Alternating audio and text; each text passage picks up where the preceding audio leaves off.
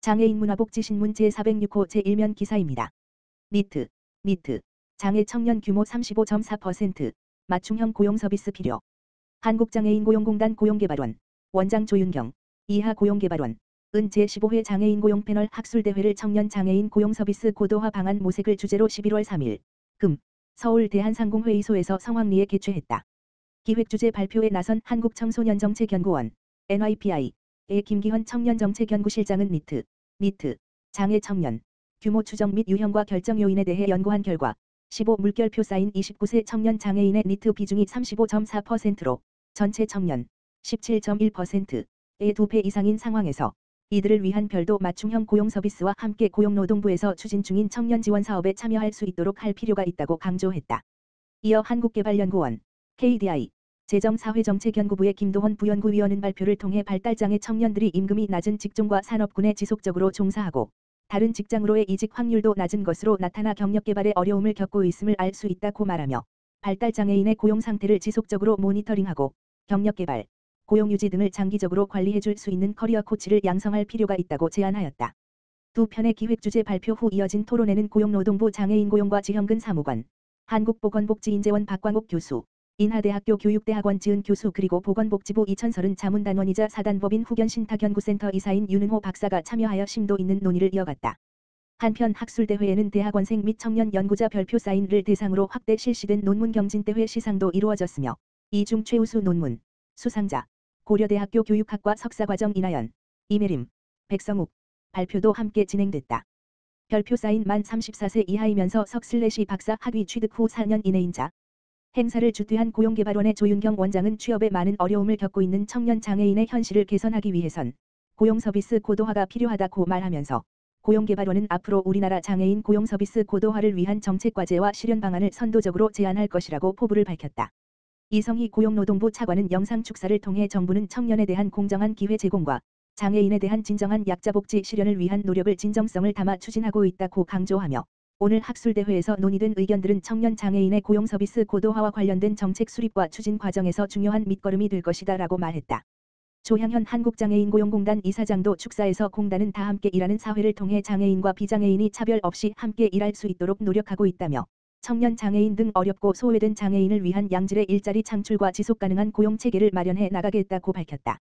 학술대회 기획주제 발표문과 논문 경진대회 수상작 5편이 담긴 논문집은 고용개발원 홈페이지 https://edi.kid.or.kr에서 확인 가능하다. 경기도교육청 2023 어울림 스포츠클럽 한마당 행복한 추억 쌓기. 경기도교육청 교육감 임태희 2일 포천 종합체육관에서 장애 학생 300여 명과 교원, 학부모가 참여하는 2023 어울림 스포츠클럽 한마당을 개최했다. 이번 행사는 가을을 맞아 장애 학생 대상으로 진행하는 체육축제로 앞선 10월 31일에는 평택시 소사벌레 포츠타운에서 남부 21개 군 학생을 대상으로 열렸다. 경기도 장애인체육회 산하 평택시 장애인체육회와 포천시 장애인체육회가 행사를 주관해 특수체육 분야의 전문성 있는 지원이 이루어졌다. 주요 순서는 개회식에 이어 후크볼 홀링 하키, 스포츠, 볼링 및 올림픽 등 3개 체험형 종목을 운영했다.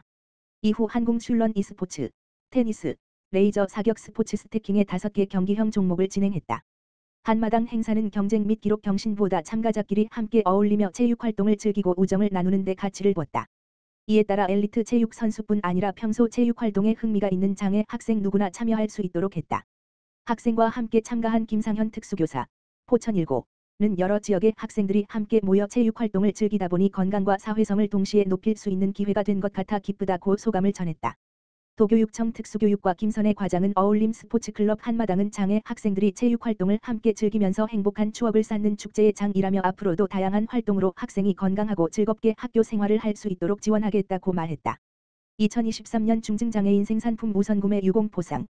보건복지부 장관 조규홍은 11월 8일 오후 2시 서울 이룸센터 누리홀에서 중증장애인 생산품 우선구매 제도 발전에 기여한 유공자 표창장 수여식과 공공기관 및 생산 판매 시설에서 우수 사례를 발표한다고 밝혔다. 보건복지부는 2008년부터 중증장애인의 경제적 자립을 지원하기 위해 중증장애인 생산품 우선구매 제도를 운영하고 있다. 매년 우선구매 촉진에 앞장선 공공기관의 우수 사례를 알리고 중증장애인의 직업재활에 기여한 생산 판매 시설의 사기 진작을 위해 유공자를 표창하고 있다. 공공기관은 총 구매액의 1% 이상을 중증장애인 생산시설에서 생산한 제품을 구매해야 하며 중증장애인 생산품 우선구매 제도를 통해 전국의 762개의 중증장애인 생산품 생산시설에서 14,283명의 장애인 근로자에게 일자리가 제공되었다. 2023년 중증장애인 생산품 우선구매 유공표창은 총 21개 유공기관, 개인, 2 선정되었으며 공공기관 14점, 기관 6, 개인 8, 생산 판매시설 3점, 기관 1, 개인 2, 업무수행기관 4점, 기관 1, 개인 3, 2 선정되었다. 공공기관 중 39억 원 규모의 중증장애인 생산품을 구매하여 교육청 중 우선구매금액 1위를 차지한 인천광역시 교육청과 18년부터 5년 연속 우선구매율이 상승한 해양경찰청을 각각 구매실적 최우수기관, 구매노력 최우수기관으로 선정하였다. 특히 한국보건산업진흥원은 보건복지부 산하 공공기관으로서 10년 연속 의무구매 비율 1%를 초과 달성하였으며 전년 대비 중증장애인 생산품 구매금액이 2배 이상 상승, 3.3억 6.9억 하는 등의 공로를 격려하기 위해 구매실적 우수기관으로 선정하였다. 현장에서 중증장애인에게 일자리를 제공하고 직업재활 향상에 기여하는 생산 판매시설 중에는 장애인 직업재활시설 에덴하우스, 장애인 생산품 판매시설 경기도 장애인 생산품 판매시설, 부산광역시 장애인 생산품 판매시설을 선정하였다.